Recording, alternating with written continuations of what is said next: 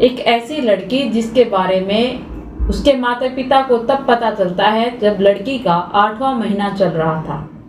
आखिरकार उसके साथ किसने ऐसा गलत काम किया था जिसकी वजह से वह प्रेग्नेंट हो गई और किसी को भी कानों कान खबर नहीं चली।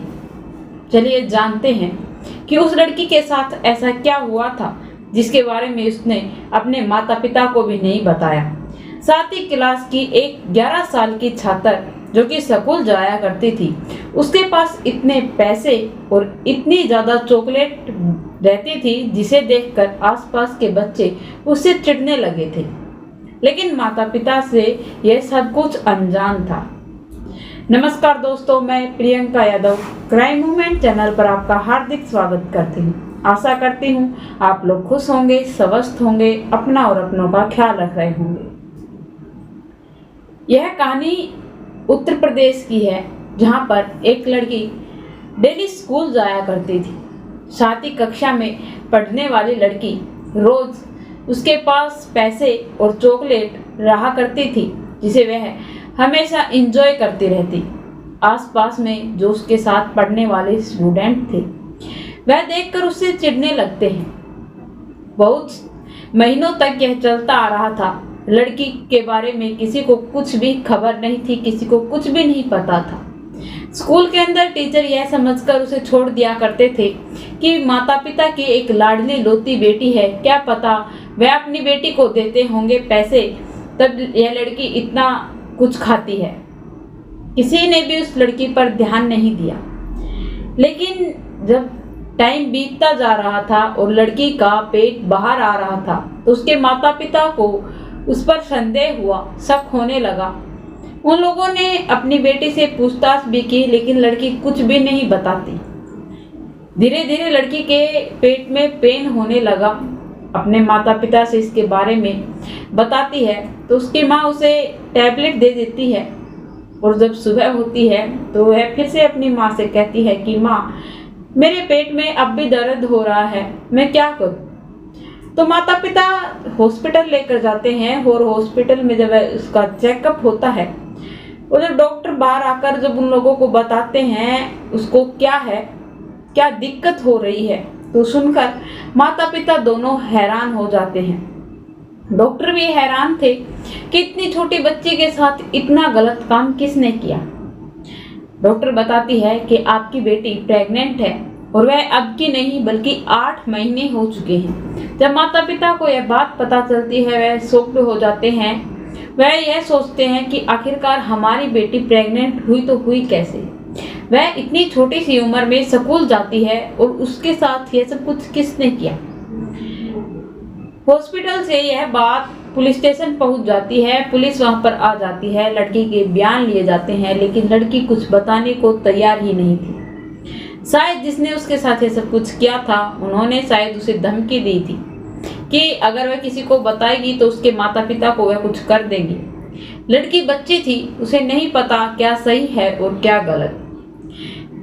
तभी उस पर अब प्रेशर भी नहीं डाल सकते। पुलिस अपना दिमाग लगाती है और एक नर्स को तैयार किया जाता है और वह उसको बहला फुसलाकर उसे यकीन दिलाती है कि उसके माता पिता को कोई भी कुछ भी नहीं करेगा, वह बिल्कुल सेफ हैं, वह उन्हें बताए।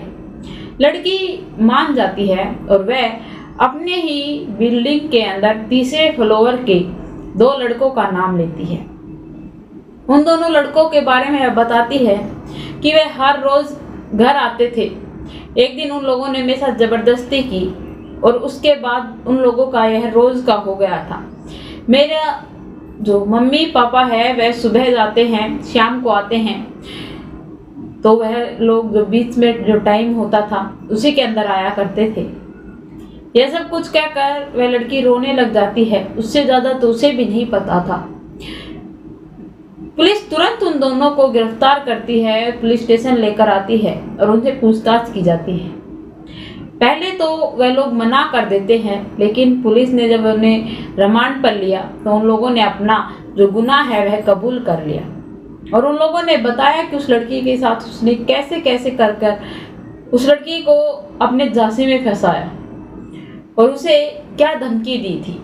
उन लोगों ने बताया कि एक दिन मेरा बड़ा भाई जो 25 साल का है वह वहां पर गया था।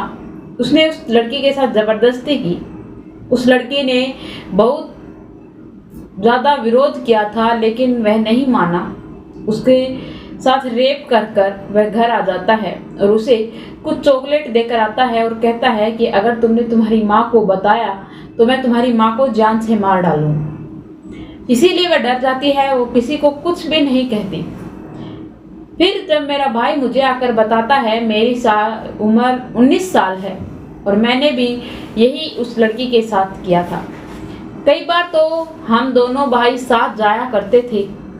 पहले वह रेप किया करता था, फिर मैं करता था। कई बार हम दोनों साथ जाते थे। हम दोनों में कंपटीशन हो गया था। हम दोनों एक दूसरे के प्रति इस बात के लिए बहस करने लगे थे।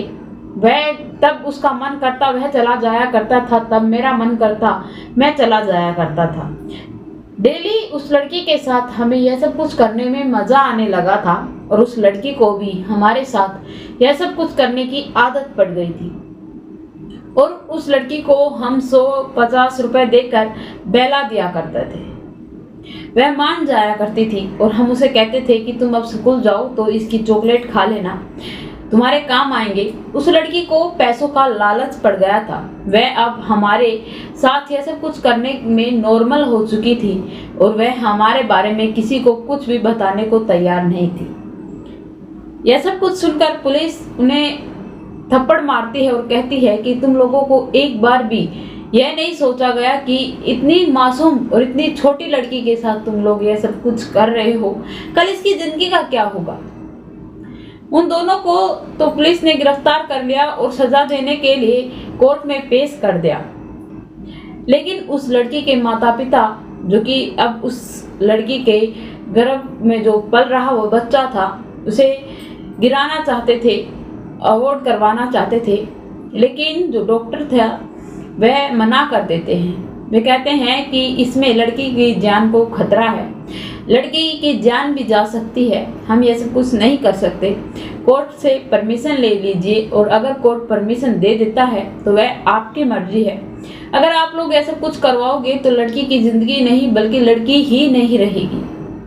तो माता पिता जैसे तैसे कर बात को वहीं पर रखकर अपनी बेटी को, जो उसके गर्भ में पल रहा था, उस बच्चे को रखने का डिसीजन करते हैं और उस लड़की को अच्छे से रखकर उस लड़की के डिलीवरी के इंतजार करने लगते हैं।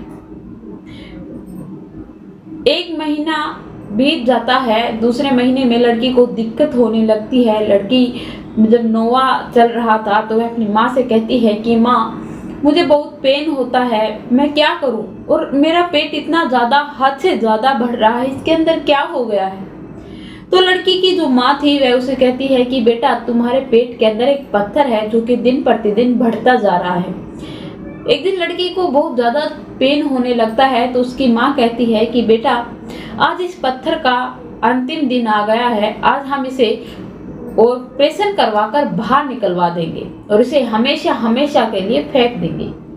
यह सब कुछ कहकर लड़की को हॉस्पिटल एडमिट करवाया जाता है। लड़की की डिलीवरी होती है। लड़की एक लड़के को जन्म देती है। पुलिस को यह भी कंफर्म करना जरूरी था कि वह 2 लड़के थे जिनको उस लड़की ने यह सब कुछ करने के बारे में उन लोगों के बारे में बताया था, उनके डीएनए सैंपल लेकर उस बच्चे के डीएनए सैंपल से मिलाने की कोशिश की तो वह लड़की बिल्कुल भी झूठ नहीं बोल रही थी। उन्हीं दोनों ने उस लड़की का रेप किया था और उसका सबूत था वह लड़का, जो कि बड़े वाले लड़के जो 25 साल का था, उसका डीएनए सैंपल उस लड़के से मैच कर जाता है।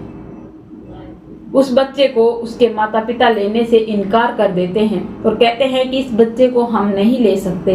यह सब कुछ पुलिस तक भी पहुंच चुकी थी बात, जो कि पुलिस कहती है कि ठीक है, अगर आप लोग इस बच्चे को नहीं रखना चाहते। वे कहते हैं कि ये लोग जो कह रहे हैं वह भी ठीक है, अगर बच्चे को रखेंगे तो इन लोगों की लाइफ, जो इनके बच्चे की लाइफ है, उन्हें बहुत टेंशन होगी, बहुत ज़्यादा आगे जाकर दिक्कत होगी। लड़की की शादी भी कोई नहीं कर पाएगा, कोई इसे अपना नहीं पाएगा। ये सब कुछ कहकर वह उस बच्चे को चाइल्ड केयर के अंदर भेज देते हैं ताकि उसका पालन पोषण अच्छे से हो सके, क्योंकि उसके अंदर उस बच्चे की कोई भी गलती नहीं थी। तो जो उस बच्चे के साथ हुआ वह किसी और के साथ न हो। लेकिन सबसे ज़्यादा जो इसमें गलती है वह माता पिता की है। उन लोगों ने जब अपने बच्चे को स्कूल भेज रहे थे, अगर घर पर नहीं रुक पा रहे थे, उनकी बच्ची घर पर अकेली थी, अपनी बच्ची से बैठकर कभी इस बारे में सिलसिले में जिक्र नहीं किया, बातचीत नहीं की। आखिरकार इंसान इतना बिजी कैसे हो सकता है कि अपने बच्चों पर 1 मिनट का भी टाइम लगाकर उनकी केयर नहीं कर सकता। अगर काश वह अपने बच्चे पर ध्यान देते और उसकी जो एक्टिविटी थी उन पर ध्यान देते तो वह यह सब कुछ पहले से ही रोक सकते थे। अपने बच्चे का बैग चेक करें ताकि उनका जो भी लाइफ में चल रहा है उनको पता चल जाए। वह अपने बच्चे का बैग चेक करते तो वह पैसे मिलते और चॉकलेट मिलती, तो उसके बारे में अगर वह पूछते तो शायद वह लड़की उन लोगों को वह बात पहले ही बता चुकी होती। लेकिन माता पिता ने ऐसा नहीं किया।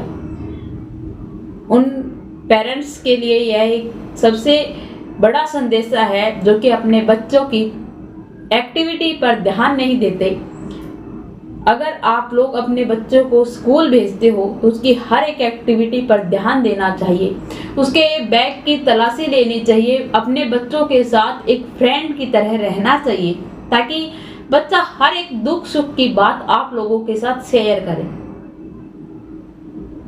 आप लोगों को इस लड़की की कहानी कैसी लगी कमेंट में लिखकर जरूर बताना। मेरे चैनल को सब्सक्राइब करना, बेल नोटिफिकेशन को ऑन करना ताकि ऐसी हर वीडियो जल्द से जल्द आप लोगों तक पहुंच पाए।